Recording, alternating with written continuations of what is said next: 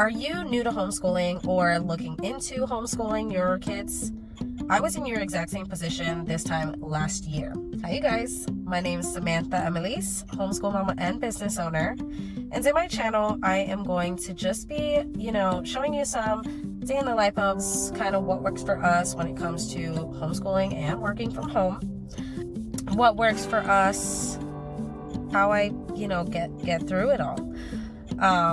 So in this first video, I'm really just going to talk a little bit about me and talk about our first year homeschooling.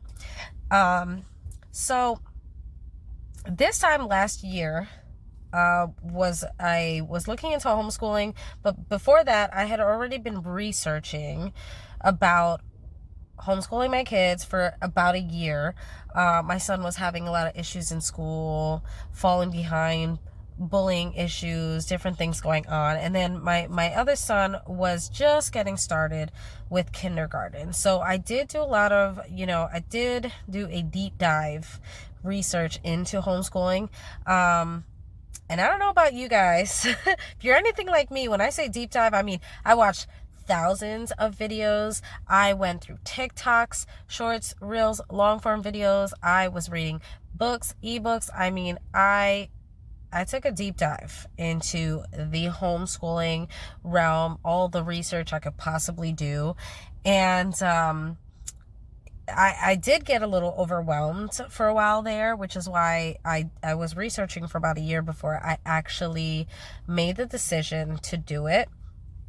Some of what made me feel a little hesitant about it is, one, kind of seeing how well put together a lot of other homeschooling moms seemed. Like, a lot of them seemed very like they knew exactly what they were doing, or like they just kind of had so much organization in what they were doing. And not just that, but also the overwhelm of like, some of these moms have so much going on in their curriculum. And I mean, they're like, math, language arts, handwriting, which of course those are the basics, right? Reading, those are some of your main subjects, that the core subjects, right? But then there was like science and social studies and history and language and special piano lessons and sports. And I mean, for me, that was like, oh my God, am I going to be able to handle doing all that? And I would see how other homeschool moms would do all these things. I was like, oh my God, that seems like so much. I don't know if I could do that and work from home. That to me was way too much. You do what works best for your family, but not everybody kind of shows how simple you can make it and still make it work. Which is why I decided I wanted to kind of, have my own channel and just show you guys what I do, because I do not have time to have 30 million subjects in my kids' curriculum. Do I want my kids to learn all these things? Absolutely. But I definitely have to find other ways of doing it, because I work from home. So I have to block out time for us to homeschool and learn and educate. And then I have to block out time to work. And then like taking care of the household and things like that. And what I will tell you with my experience, my first year homeschooling, is, one, you're not going to have time to do all of these things. It is nearly impossible to homeschool, work from home, and maintain your home. Like, so you definitely have to, prioritize and decide what is more important to you. Now, that does not mean that, if you prioritize homeschooling and work, that your house is going to be an utter disgusting mess all the time. There are going to be points where it might be a little messy. There are just days where you just have to prioritize one versus the other and figure out what is more important. It is okay to have some clutter here or there, or just make easy, simple tasks to kind of maintain it. And there are ways of doing that it does not have to be super overwhelming.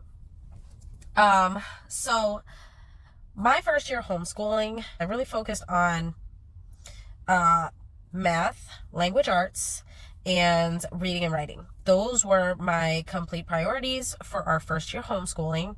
Specifically, my oldest was in second grade at the time, and he was very behind on his reading level. because he was behind on his reading level, a lot of times he would like not do tasks in school, not do papers and worksheets, because he was already at a point where the kids were now expected to read the instructions themselves. Because he couldn't do this, it overwhelmed him, and then he was like, I'm just not going to do it.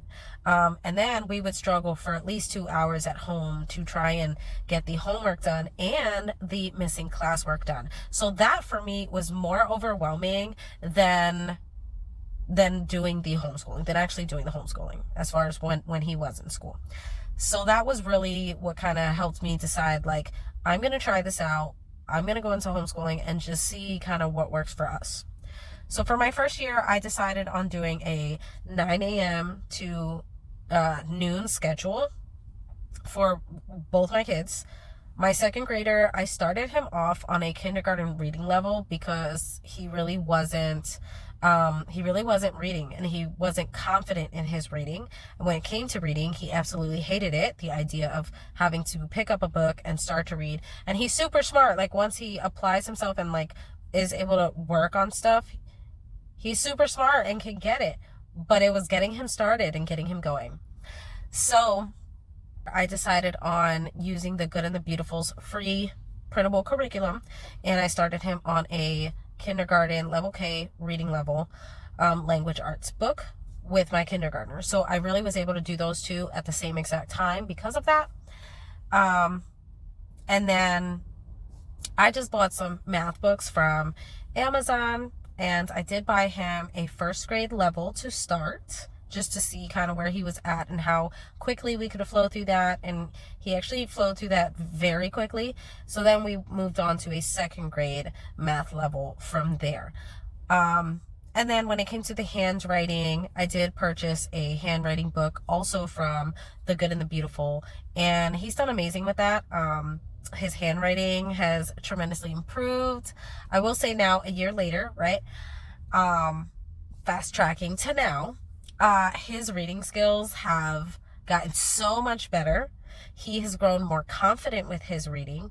And now when I say, hey, we're going to take 15 minutes to do some reading practice, he will pick up 2 to 3 books. And he has no problem doing it. Whereas before it was a complete battle. It was a fight. Now it's like, hey, let's pick up some of these books and start reading. And he will gladly pick up a book and read. When I say he will pick up a book and read, we did find out my son has ADHD, so that is something else that we work with, and that's for a whole other video and a whole other topic, so I'm not going to go too deep into that. So with that being said, books that feel like they have too many words in them can still overwhelm him. But with The Good and the Beautiful, their curriculum, their language arts curriculum, typically it comes with books that go with the booster card book. Again, I will go into more details about this in another video. So those books are the ones that like he will pick up. So what I do is I typically have a few of those books out where I feel like they're on that level, each of my kids, whichever level I see that they're doing well at or that they're practicing on in their booster card book, I will correlate with those books. So when it comes to those books, yes, he will pick up 3, sometimes 4 of those. I will have them read those books until I see that they are fluent and easy and like they're able to flow through these books easily. Once I see that they're flowing through these books with fluency, like they're not getting super stuck on these words, then I will move on and increase, and I will add books for them to read. So if you are telling yourself, I don't know if this is the best thing for my child, okay, let me tell you, our first year homeschooling, I had a schedule, okay? Things did not go as planned, okay? Things definitely did not go as planned.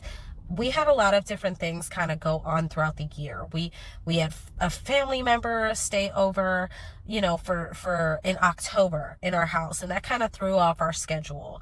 Then for the holidays, we had more family members come stay with us in our home, and that threw us off schedule. So for our first year homeschooling, we were thrown off schedule in a lot of different ways. Okay. A lot went on throughout the year. So we didn't ideally like, I didn't get to work on our curriculums as much as I wanted to. And even still, I saw a complete change in the way my son approaches learning. My second grader approaches learning. With his reading skills, with his math skills, with his writing skills, they have all improved so much in a way that he was not getting when he was in public school. And my kindergartner absolutely loves to learn. Like he can go through his books pretty fast, depending on, of course, the days and things like that. Like math, he will jump through math super quickly. So we went through like two different like math books that I got off of like Amazon. This year I'm more working on curriculum when it comes to the math. Again, I will go over this year's curriculum in another video. So to kind of close this out, our first year homeschooling did not go as planned, okay? I focused on the main essential core subjects. And that to me already, I saw such an improvement in the way my kids approach learning and how they actually learn. My son is doing so much better in all of his subjects. My kindergartner writes really super clear. I mean, his handwriting is really good. And that is not to say that your child has to be in that place. That is why, we're looking into homeschooling, obviously, is because you want to find something that works for your child. And that, to me, that was like the most important thing when it came to the decision to homeschool, is being able to kind of work at my kids' pace and not sit here comparing them and feeling the pressure of like they need to be doing things the way other kids are. So for me, even though things didn't go the way we wanted them to go, the way I wanted them to go, our first year homeschooling, the pros definitely outweighed any cons that I had to homeschooling. Okay. So in my next video, well, I should say, I'm going to try to post at least a video a week because, as I said before, I homeschool and I also run a business from home. So I am very busy all the time. So I'm going to be trying to post at least one video a week. So for the next video, I am going to be talking about what we're using this year for our curriculum. I am going to try to stick to a better schedule, but I also have to keep it a little flexible because we just kind of have things going on all the time. So next week's video will be about the curriculum that we're going to be using this year, starting off for 2024, and when we're getting started. Okay? Thank you guys. Till next time.